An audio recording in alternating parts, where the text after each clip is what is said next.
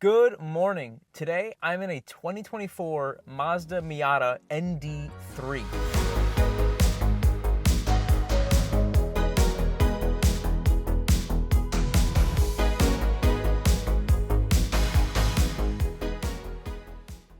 Now, as self-explanatory, the ND3 is the third generation of the ND Miata, or the third rendition of it. They keep making updates to it. There's the ND1, the ND2, and now the ND3, of course. This one is the convertible version. There is the RF, which stands for retractable fastback. This is not one of those. It is just the regular soft top. However, this is the club edition with the BBR package, which means it comes with the BBS wheels, Brembo brakes, and Recaro seats. And I tell you what, the seats and the wheels and the brakes, they look fantastic. I think they're a really great touch for this car. It really elevates it out of that kind of like base model feeling, little sports car that the hairstylists will buy. So let's go over some basic specs about this 2024 ND3 Miata. It is a 2.0 inline 4 with 181 horsepower with a 6-speed manual transmission going to the rear wheels. Comes in at just about 2,300 pounds, hitting about 34 miles per gallon on the highway and 26 miles per gallon in city. So what's different about this Miata than the other three generations? So the NA is very round and bubbly and cheap, easy to afford, great entry-level car. Anybody can learn in it, anybody can buy it. They are fantastic first cars, great motorsports cars, really the greatest selling sports car of all time, if you will. But like I said, very round and happy and bubbly. The NB is a little bit more matured NA. It's also a round, happy, bubbly Miata with a little bit more horsepower and a little bit more refined in the handling department. NC becomes, as people call it, the boat. It's big, it's bloaty, it's the heaviest Miata. It's essentially built by Ford, the only Miata with a 5-lug wheels. They also still keep that bubbly look to them. Now the ND, as you can see, not so bubbly, not so friendly and happy. This is an aggressive, angry little Miata. It's done with your bullshit. This Miata wants to get down and dirty, and I'm about to find out if that's true or not, if the looks match the driving experience, because I'm really excited to drive this Miata. I've never driven an ND Miata, so this looks like a really good package with the BBR package. Everything is flooring me so far. So without further ado, let's go ahead and switch up to the head cam and check out the interior a little bit and get our first impressions. All right, so looking at the center console and the cluster of the ND3 Miata, it all looks really nicely done and everything feels great in here. I mean, the steering wheel feels amazing. It's nice and thin, which I like in a car. I feel like I get a better grip on the steering wheel instead of having a big, thick, fat wheel. This feels more sport-oriented when it's thinner.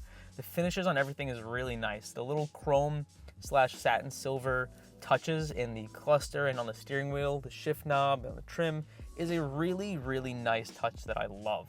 Also what I love is the paint matched interior little trim on the top where the door is. I mean, everything in here is super crispy. The white stitching on the black is super classy. I have honestly a good amount of headroom in here. It sounds really nice in here. It doesn't sound like there's a whole lot of exterior noise coming in, but we're gonna find out if that holds true while we're driving. The shift knob has a nice feel to it. It's a nice leather ball. It's not super notchy, which honestly, I'm kind of over the notchy short shifters. So this feels really nice to throw around. The rest of the stuff is kind of bare bones. You have your regular analog climate controls, which I prefer so much. I hate having digital climate controls or on the screen or something like that. It's really, you get what you need and that's about it. And I love that. It's got the heated seats. You have your different drive modes and your menu selections over here. You have a small center console armrest compartment. Then you have your glove box, which is right here behind me. Small little glove box. And then you have, which is really cool, is these two cup holders. So what's so sick about these cup holders is that they're actually removable. You can pull out the cup holders and insert them. So if you don't want to have cup holders or whatever, you could take them out. Or the passenger, if they don't want it to be behind them, they can pull out their cup holder and there's actually a place to put it over here.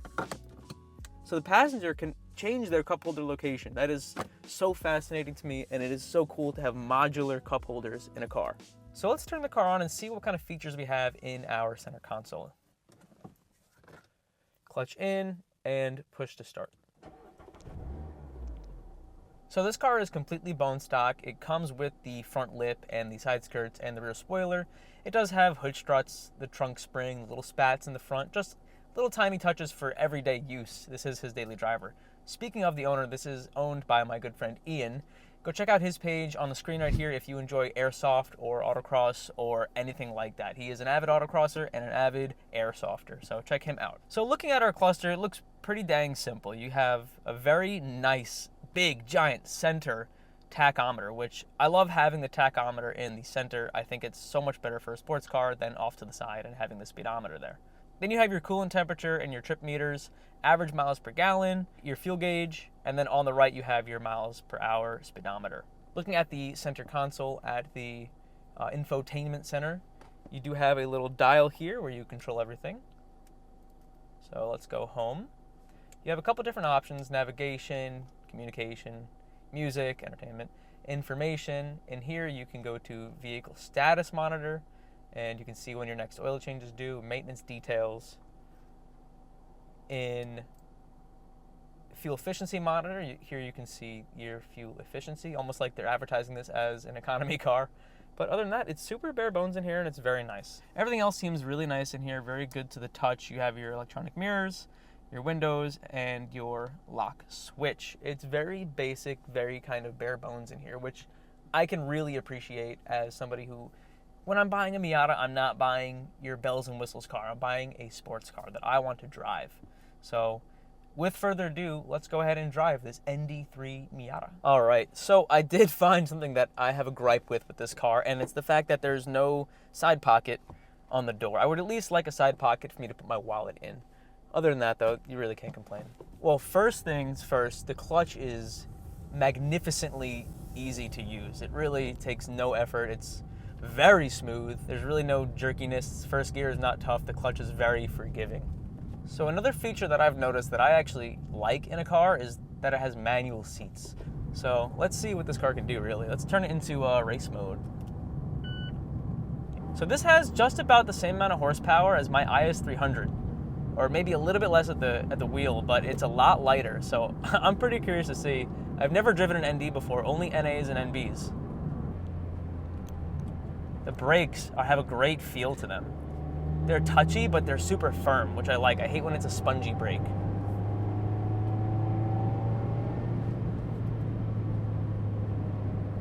And I can really feel the suspension in it. It feels great. That's one thing I forgot to mention. It has Bilstein suspension when you get the BBR package. It doesn't have a rev match assist, but it does have like a rev hang to it. Yeah, that's fun. I feel super planted on the ground. It feels great. The brakes are very responsive. The steering feels very point and shoot, almost like a hot hatch. This is super nice. Let's go right. Yeah, so that rev hang really makes it a little bit smoother when you shift. It's nice. Some cars, they have a bad rev hang when you try to kind of rev match or downshift, upshift. But I really don't think it does anything bad for this car. I think it does kind of smoothen out your upshifts.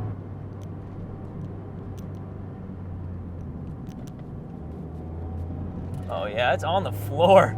This is great. It kind of reminds me of the FRS that I did. I did a 2016 FRS a while ago, and it reminds me a lot of that, but in a more fun-spirited kind of way.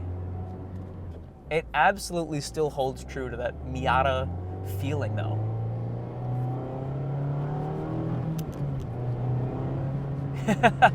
Oh, it feels so confident in what you do.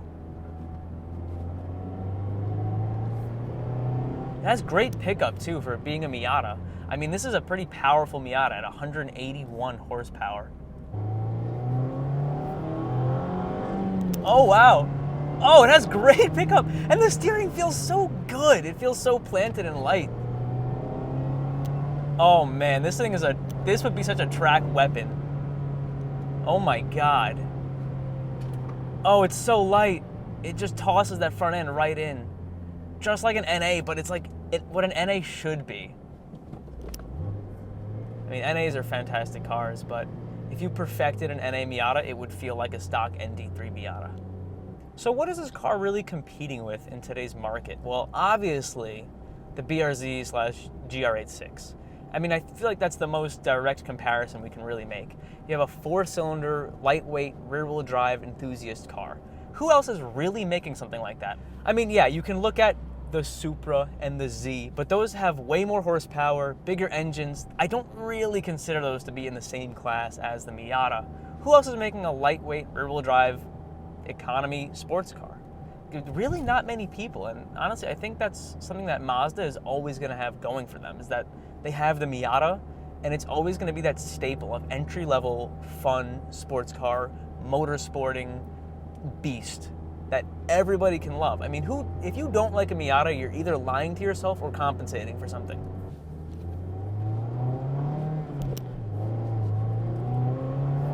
It's angry. It does feel angry.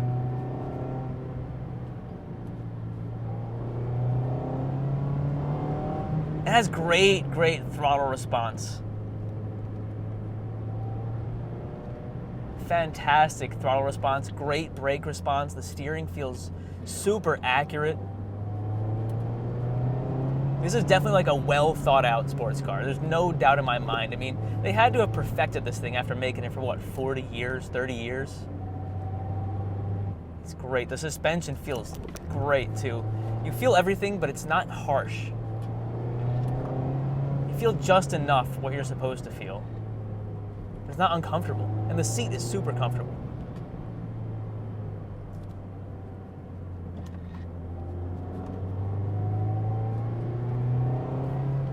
Absolutely is a Miata. There's no doubt in my mind, has 100% Miata DNA.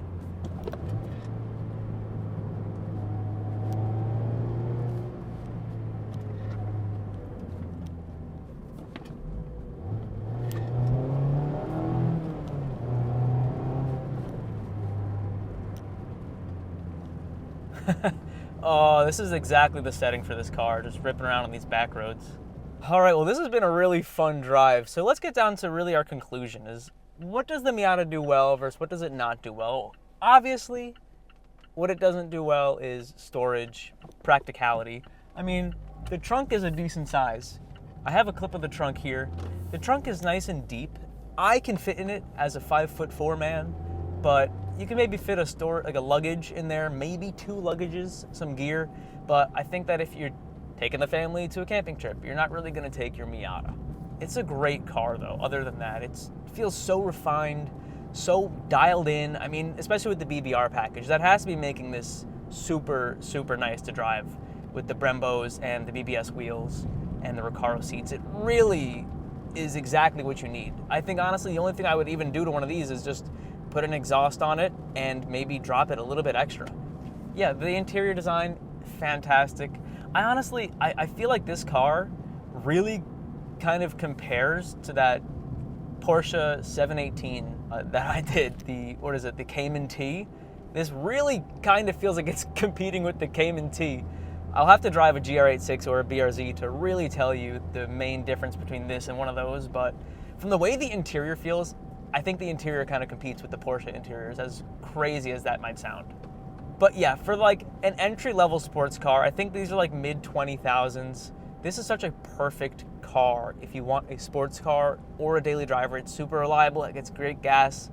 It doesn't have a ton of horsepower, but it definitely has enough to be really fun and very usable on the road. The only cons are like it's small, so you're gonna get blinded by people. But that's also so many pros that it's small. It's lightweight, gets great gas, it handles fantastic. There's just so many things to say about a Mazda Miata, and I'm super glad I was able to drive an ND because this is a fantastic car. And I wish I could just hear the engine a little more, a little bit more exhaust, and it would be so good. But seriously, the gearbox feels great. The shifter feels really good. Throttle response is amazing. The steering is maybe my favorite thing about this, is that the steering feels so accurate and so detailed to what the tires are actually doing. You got such good road feel. So would I buy this car, yes or no? Honestly, I'm gonna have to say with flying colors, yes, I absolutely would buy an ND Miata. And I was looking into them recently, but I couldn't find the right one for the right price. So I wound up passing because just of where I am locally. But I think if you have an opportunity to at least test drive an ND Miata, I think you absolutely should, because it is one of the greatest driving experiences you may have on a new car. I mean, comparing it to other new cars, other new sports cars, they're all computered out. They all feel like robots. You know, I've driven plenty of newer sports cars that feel like I'm driving a computer, and I hate that. I hated driving the 10th gen Civic Type R because it felt like I was driving a computer. The steering and the gas and the brake, everything felt like it was controlled by a robot and a computer, and I hated that. This actually feels true to being a analog manual sports car, and that is fantastic, and I'm so happy to see that Mazda is keeping that alive. Anyways, guys, thank you so much for watching this video. Please subscribe if you haven't already. I know it's been a bit of a gap since I made my last review on the RX-8, but I got into a bad accident, and you know, I've kind of been recovering from that financially, and my time hasn't been so free. I appreciate you guys if you stick around. Leave a comment, like it, share it. I'd appreciate all of that. Let's argue in the comments if you really want to. I will go back and forth with you, but thanks so much for watching, guys, and I hope you have a great day. Peace.